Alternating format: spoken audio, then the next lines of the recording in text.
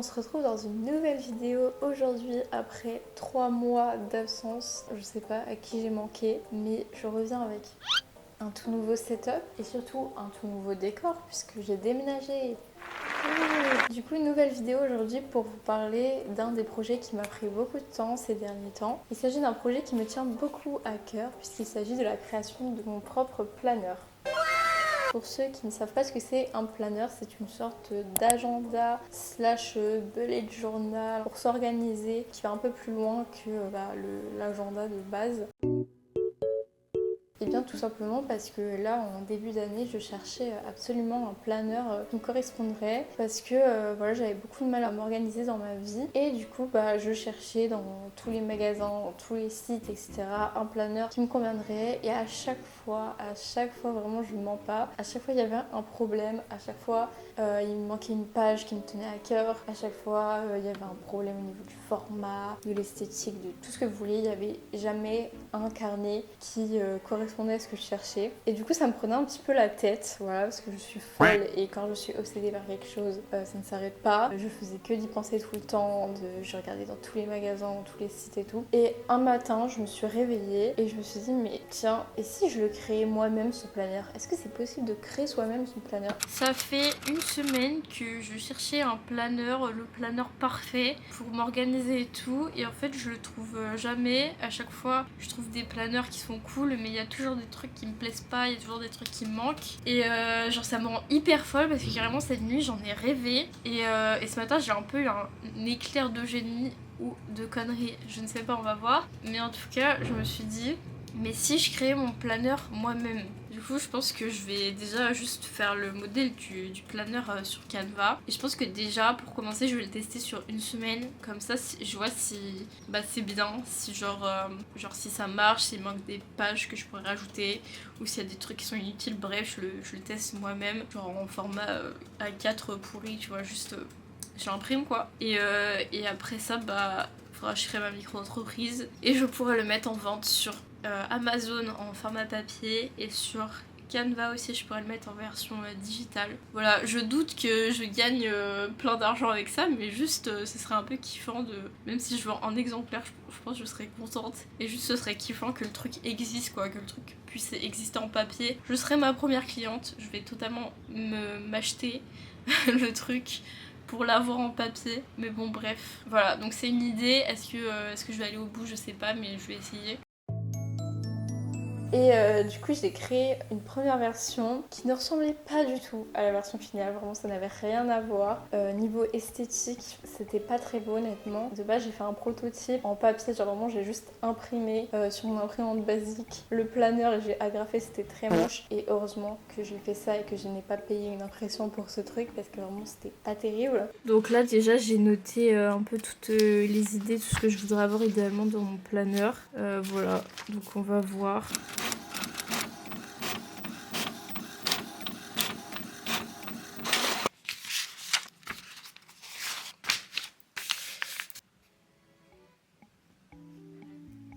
Et du coup j'ai testé un petit peu cette première version sur une ou 2 semaines, je sais plus. Je m'en servais vraiment et du coup j'ai pu après un peu noter qu'est-ce qui allait, qu'est-ce qui allait pas. Est-ce qu'il y avait des catégories qui servaient à rien, est-ce qu'il y avait des choses à changer, etc. Donc par exemple je sais qu'au début, je sais pas pourquoi dans mon planeur je voulais trop qu'il y ait une liste de courses. Donc il y avait un endroit liste de courses et en fait je me suis rendu compte que j'ai eu envie de l'enlever parce que ça ne servait à rien en fait. La semaine dernière j'ai bien utilisé le planeur que j'ai imprimé. Faites pas attention au score de blind test avec Margot. Ça m'a beaucoup plu de l'utiliser, vraiment cool. Par contre j'ai eu plein de nouvelles idées de catégories à rajouter. Et par exemple à la base j'ai mis un tracker d'écran, de temps d'écran, parce que ça me tenait vraiment à cœur d'avoir quelque chose en rapport avec ça, parce que on en discutera dans d'autres vidéos, mais je pense que le téléphone c'est vraiment le gros problème de notre génération. On n'aime pas trop l'avouer, mais c'est la réalité. C'est un des gros problèmes de notre vie à tous, j'ai l'impression, de qu'est-ce qui nous empêche d'être actifs et tout, d'être productif. Je vais pas vous dire tout le contenu du planeur maintenant, mais voilà, c'est une des choses qui a été remplacée. Et puis après, tout simplement, l'esthétique du planeur qui a énormément changé. De base, c'était en noir et blanc, je suis passée en couleur parce que j'avais vraiment envie de couleur. Et puis on a une esthétique beaucoup plus travaillée maintenant. Donc voilà. Et ensuite, j'ai continué à travailler sur le planeur, j'ai tout refait à zéro. Je sais pas combien de temps ça m'a pris. Enfin, je retrouve les dates, mais je sais que ça m'a pris plusieurs mois de faire la version. Après, j'étais pas tout le temps dessus, hein, j'avais d'autres projets. Et j'ai fini par finir une vraie version que j'ai fait imprimer cette fois par un site d'auto-édition qui s'appelle Lulu Édition. Il est beau, hein. Voilà la toute première version de mon planeur. Donc elle ressemble quand même beaucoup à la version finale. Franchement, je la trouve jolie, je la trouve très bien. Mais il y avait des petites choses qui me chafouinaient, c'était vraiment des détails. Notamment la couverture. Je n'aimais pas du tout la couverture quand je l'ai reçue. Alors j'étais à la fois super contente de le recevoir parce que c'est assez incroyable d'avoir designé tout un truc pendant des mois et tout. Et là t'as un livre dans ta main, genre j'ai un petit livre, j'ai un petit carnet que c'est moi qui l'ai fait. Il est imprimé et tout, genre je sais pas, c'est hyper touchant, mais ouais, j'étais un peu déçue de la couverture parce que en vrai j'ai pas trop travaillé, j'ai vachement travaillé l'intérieur du carnet et j'avais grave bâclé la couverture, je sais pas pourquoi, j'avais pas trop d'idées. Du coup c'est assez simple et surtout en fait c'est surtout la couleur et le motif qui étaient pas en super bonne qualité. On peut voir que c'est un peu grisâtre et il y a aussi d'autres choses. Comme par exemple ces pages-là que j'ai changées après. Il y a plein de petits trucs c'est uniquement du design, je n'ai pas changé l'essence du truc, mais voilà, je sais que j'ai rajouté des petits cadres, etc. à certains endroits. Ça reste relativement très proche de la version finale, c'est juste que je suis beaucoup trop perfectionniste. Il y a un truc que j'ai pas abordé, c'est ce que ça m'a coûté, parce que du coup, de le faire imprimer, ça m'a quand même coûté 20 balles, je crois, impression plus livraison. Donc c'est quand même cher, donc ça m'a fait un peu chier quand j'ai dû faire une deuxième version, mais je voulais vraiment que ce soit parfait. Et du coup, j'ai fait une autre version. J'ai enfin reçu les premiers exemplaires des planeurs. Voilà la version finale qui est en vente aujourd'hui. Je vous dirai tous les détails après. Mais du coup, voilà la version finale. C'est trop beau, c'est magnifique, c'est incroyable, j'adore. Bref. Talented, brilliant, incredible, amazing, show-stopping, spectacular, never the same, totally unique, completely not ever been done before. Donc voilà la différence entre les deux versions. On peut vraiment voir que celle-là, elle est beaucoup plus grisâtre et qu'elle est beaucoup moins moderne en fait, je trouve. Alors que celle-là, elle est un peu plus originale. Bon, là, j'avais le planeur, mais il n'y a pas que ça à faire. C'est bien beau le design, tout ça, c'est sympa. Mais il y avait encore plein de trucs à faire puisque je voulais le vendre. Alors là, c'est là où les emmerdes commencent puisque ça s'est avéré beaucoup plus compliqué que ce que je pensais. Moi, je pensais que j'allais le designer et hop, allez, on le vend, on fait quelques TikTok, quelques Reels et puis voilà, c'est bon, ça marche. Mais en fait, pas du tout! Donc de base, je voulais vendre par l'intermédiaire de Lulu Édition parce qu'en fait, le site Lulu Édition a sa propre plateforme, etc. J'ai découvert qu'en fait, ça coûtait beaucoup trop cher, il y avait beaucoup trop de commissions. Ensuite, j'ai vu que par l'intermédiaire de Lulu, tu pouvais créer un site et eux, ils s'occupaient d'imprimer et c'était connecté et tout. Et du coup, j'ai créé mon site sur Wix. J'ai passé plusieurs jours dessus, j'ai bien peaufiné, machin, j'étais contente. On m'avait dit que c'était gratuit Wix. Et en fait, arrive la fin de mon site où je me dis, bon, moi c'est bon, j'ai fini le site, je veux le publier. Et là, je vois, c'était payant, c'était genre, je sais pas combien d'euros par mois, mais en plus c'était par mois. Je pouvais pas mettre autant d'argent dans ce projet alors que je savais pas du tout si ça allait marcher. Je me suis jamais dit, oh, ça va marcher, c'est sûr. Je me suis toujours dit, ce projet, je le fais avant tout pour moi et si je fais quelques ventes, c'est cool. Je me suis toujours dit ça. Et du coup, j'ai eu tout simplement l'idée de le vendre sur Etsy. Donc, j'ai créé ma boutique Etsy. Alors, ils prennent des commissions, des sacrées commissions. Je pensais qu'on payait que la mise en ligne de la fiche produit. Mais en fait, non, ils prennent des bonnes grosses commissions sur les ventes. Mais bon, au moins, c'est pas de l'argent à avancer. Du coup, j'ai créé mon compte Etsy. J'ai bien travaillé toute la présentation,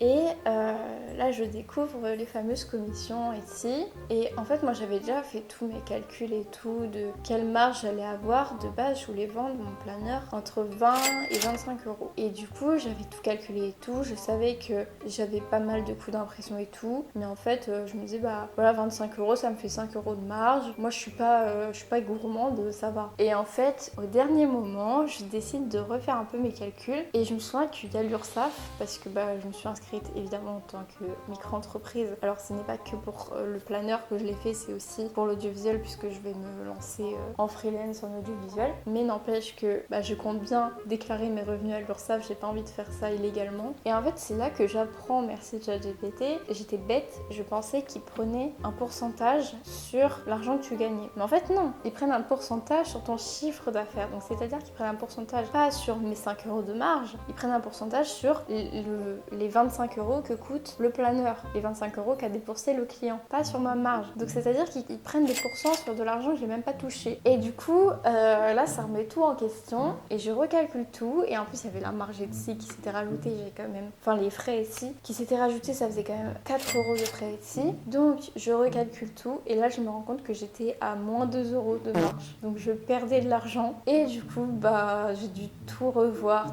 mes prix. Donc, j'ai augmenté légèrement mes prix, enfin légèrement quand même, pas mal. Je suis passée de 25 euros à 36 euros, je crois, à l'époque. Donc j'ai commencé à faire toute la com sur les réseaux sociaux, donc ça c'était super sympa. J'ai fait plein de reels, plein de TikTok et ça m'a beaucoup amusée. Je sortais 2 TikTok par jour environ. Ça n'a rien à voir. Et bah en fait ce que j'avais prévu c'est que j'avais fait une deuxième version du planeur. Donc j'ai fait une version miniature bah, pour que ce soit un peu moins cher en fait, parce que bah voilà, je trouve quand même que c'est très cher, 36,90 €, même si honnêtement en fait c'est peut-être que j'ai juste un gros syndrome de l'imposteur et en vrai ça va, parce que quand on regarde sur Etsy c'est les mêmes prix, les autres gens ils sont à peu près dans les mêmes prix que moi et puis c'est pas parce que je suis gourmande, c'est vraiment juste comme je vous ai expliqué tous les frais qui s'accumulent et en fait j'ai pas le choix de mettre à ce prix là si je veux une marge. Mais du coup j'ai créé une version mini pour qu'elle soit un petit peu plus accessible puisqu'elle est imprimée en noir et blanc celle-ci, et du coup le noir et blanc ça coûte quand même un petit peu moins cher, je suis plus à 10 € d'impression, je suis à 7 et voilà. Mais du coup cette version quand même elle est différente, vous en doutez, de la grande. Il y a un peu moins de pages à part qu'il y a plus d'espace par jour, c'est vraiment plus proche d'un agenda. Donc j'ai fait cette petite version miniature et j'ai eu ma première cliente puisqu'une amie l'a acheté cette version mini et du coup à l'époque la version mini elle était à 27,90 et du coup j'ai eu ma première vente et ça m'a permis de voir ce que je gagne vraiment. Et en fait je me suis rendu compte que je gagnais que 3 €.